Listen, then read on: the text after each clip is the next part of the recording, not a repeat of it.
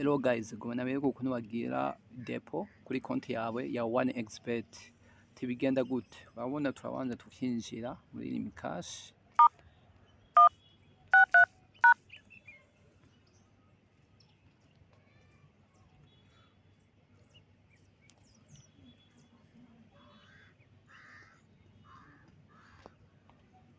Hama tukemeza kuri kane, hanje kuri ya facture. Hama tukemeza kuri kane nyene, hanje ikodi y'ikidandazwa. Hama tukashiramwo kode pine.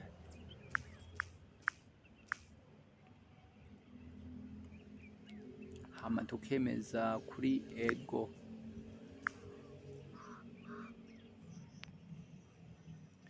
Tayari.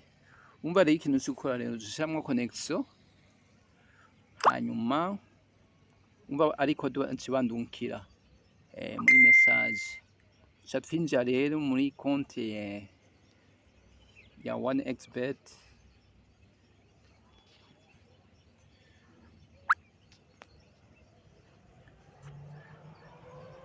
Turabanza tukarindira ubuntu bwose bugakwiraho. Okay, twamaze kwinjira rero. Twamaze kwinjira tuca tuza inzira ni nyinshi. Tugoma turashobora gusonda, turashobora guca hano kuri menu canye tugakino.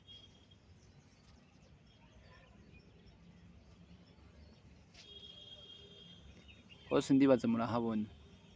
Okay, ibintu rero duca dukora ducino ruguru,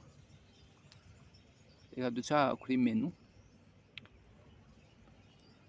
Hama je dusonda ngaha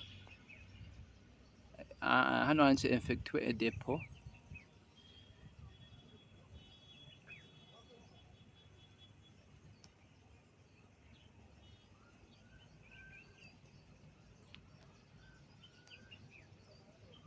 Okay, turiko turinjira ndibaza muhaye mubibona. Je dusonda hano hanje rim cash. Okay, hama murabona ya nimero hanje, nimero do telefone ni ya nimero ndibaza murayibona. Aha no kuvuga rero ya code baturunki muri SMS hano hanje code double niho tuce tuyishira. Tuce tuyishira ngaha. Tuce tugenda kuraba iriya code baturunki muri SMS. Iyi hano. Aha ndashobora kuyiklikako ayikopia. Andahejeje kuyikopia, hanyuma rero tuca tugenda muri konti ya one expert. Aha inca nayishiramo. Aha tuca tugira nayikopia, hanyuma umuntu tuca hano kuri kore.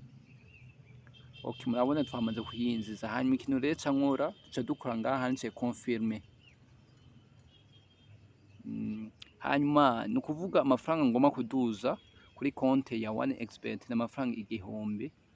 Umva maximum uhera ku mafaranga 1000 uko mubibona. Ngiki naheje gucandika, hanyuma tuca dusonda hano kuri confirmer.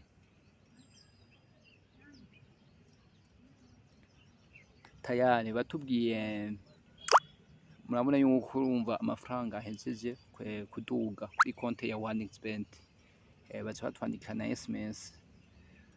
Sawa sawa. Umva rero nuko rero bigenda mu kugira depo. Kugira depo